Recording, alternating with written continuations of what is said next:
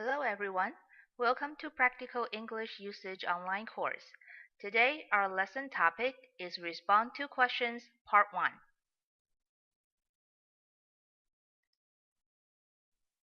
In this lesson, we will first introduce the criteria for a well-structured short response. Then we will talk about how to organize the short response by following a three-step structure and how to achieve coherence by using transitions. Next, as usual, there will be some practices and quizzes followed up by a review of the lesson. A quality short response must meet all these criteria, including first, using appropriate vocabulary, grammar, and sentence patterns. Second, following the three-step structure. And finally, using effective transitions to connect ideas. In this lesson, we will focus on the structure and use of transitions.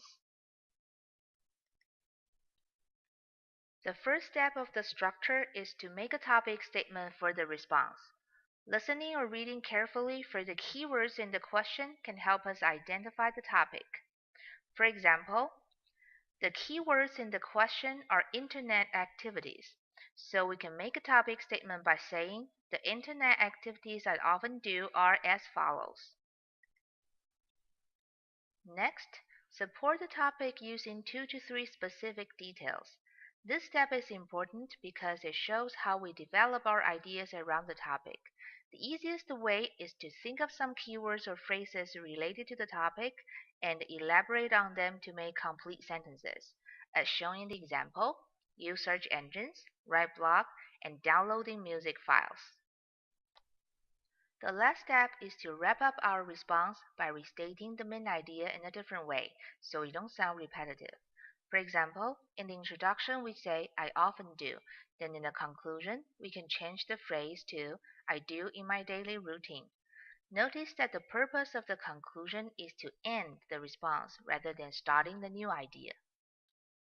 While the three-step structure helps us organize the response, transitional words create a logic flow for the supporting details so the listeners can better understand us. Two most common transitions are introducing additional information and specifying time order or steps of a procedure. Other commonly used transitions include showing contrast or change of a direction, giving examples, and concluding. Remember the 3 internet activities we often do when we talked about the sports? Without transitions, the ideas do not sound connected, and the listeners may easily get lost in all the ideas. But when we add transitions to the 3 supports, one idea leads to the next in a logic flow, and the listeners can follow us more easily. Now, let's do some practice. In this practice, read the question for keywords and identify the topic. Then choose the best topic statement for the response.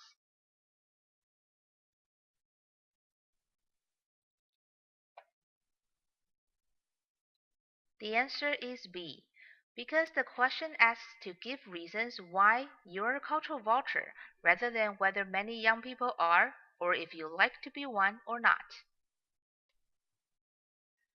Practice 2. Please identify all the transitional words in the sample response. The words include one and another reason, which are transitions to introduce additional information. For example, which is used to introduce a detail, and for these reasons, which is used to signal a conclusion. Now, are we ready for a quiz? Quiz 1. Please read the question and choose the best topic statement.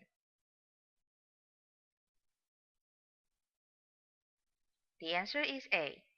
B is not the answer because a self-contradictory statement will only confuse the listeners. C is not a good topic statement either because the word favorite usually refers to a limited number, not many. Quiz 2. Please choose the best transition to complete the sample response. The answer is C. because the transitional words first and second indicate that we need at least one more transition that can help us add additional information to the supporting details. Finally, quiz 3. Please choose the best conclusion to complete the sample response.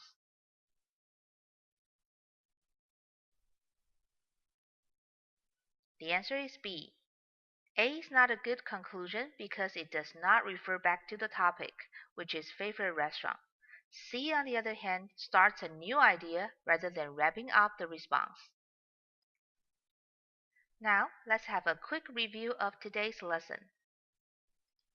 In this lesson, we focus on the two criteria for a good short response, which are following a three-step structure and using transitions to achieve coherence.